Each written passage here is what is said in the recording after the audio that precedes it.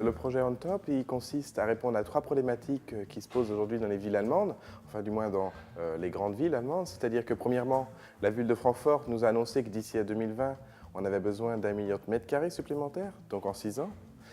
Deuxièmement, c'est que la démographie allemande est en quelque sorte en déclin, c'est-à-dire que la population est vieillissante et les couples allemands font de moins en moins d'enfants. Et troisièmement, c'est ce que les Allemands appellent Energiewende, le grand tournant énergétique, on va dire d'ici à 2050, où il faut répondre à toutes ces nouvelles exigences énergétiques dans le bâtiment.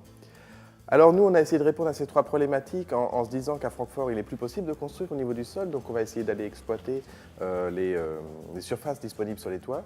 Alors on s'est dit que le bâtiment existant, lui, nous donnait donc la surface pour pouvoir construire, et le bâtiment qu'on allait rapporter, enfin du moins le module ou l'élément qu'on rapporte, va lui nous donner l'énergie, c'est-à-dire qu'il va se transformer en producteur, condensateur et stockeur d'énergie pour le bâtiment entier.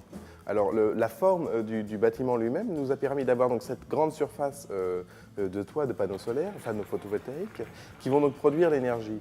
Mais alors aujourd'hui en France on produit l'énergie, puis on la redonne au réseau quand on en a trop besoin.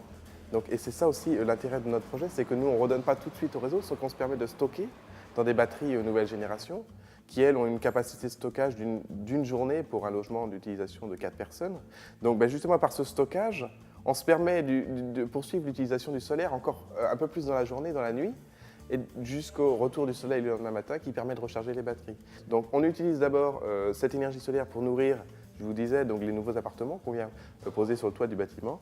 Et après, c'est réparti équitablement dans le reste du bâtiment pour aller soutenir la consommation énergétique des appartements qui sont en dessous. Deuxième innovation énergétique, c'est le thermique solaire pour chauffer l'eau chaude, bien entendu.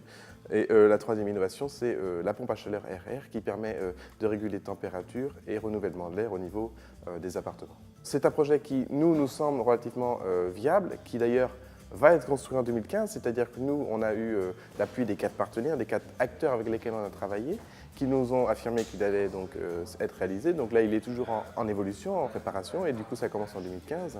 Mais c'est un projet que, après qu'on ait construit celui-là, c'est-à-dire bâtiment de démonstration, on va dire, on aimerait qu'il s'exporte un petit peu dans tout Francfort.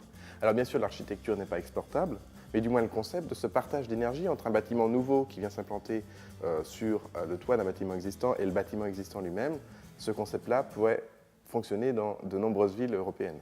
Un pronostic, je ne l'ai pas, je ne peux pas le faire. Pour l'instant, on est au milieu de classement. On espère remonter un petit peu dans le classement, mais je crois que l'important pour nous, c'est qu'on a réussi à convaincre les acteurs de Francfort de notre projet et qui va être réalisé l'année prochaine en 2015. Donc pour nous, on a quand même gagné.